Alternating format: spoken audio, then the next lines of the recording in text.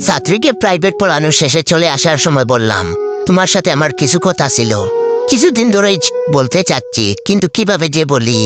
তখন ছাত্রী বলল, কি বলবেন বলেন, কোনো সমস্যা নাই।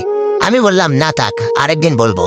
এরপর থেকে ছাত্রী প্রতিদিন পড়ানো শেষ হলে চলে আসার সময় জিজ্ঞেস করত, স্যার আপনি না আমাকে কি যেন বলতে চেয়েছিলেন, আজকে বলেন। আমি তখন উত্তর দেই, আরেকদিন বলবো। পঞ্চম দিনের মাথায় ছাত্রী জানালো, স্যার কালকে দুপুরবেলা পড়তে পারবো না, আমরা বেড়াতে যাব, ওখান থেকে সন্ধ্যার সময় আসবো, সন্ধ্যার পর পড়বো। পরদিন সন্ধ্যার সময় ওদের বাসায় গেলাম, গিয়ে তো আমি অবাক, বাসা পুরো খালি, বাসায় ছাত্রী ছাড়া কেউ নেই। আরো অবাক হয়ে লক্ষ্য করলাম, ছাত্রী সারা বছর সেলোয়ার কামিজ পরে, সে আজকে সুন্দর করে সেজে গুজে শাড়ি পরেছে, একেবারে খোলা শাড়ি দিয়েছে। এমনিতেই তো মেয়েটা অনেক সুন্দর, সাজার কারণে আজকে তো আরো বেশি সুন্দর লাগছে। আমি জিজ্ঞেস করলাম, তোমার পরিবারের লোকজন কই? তাদেরকে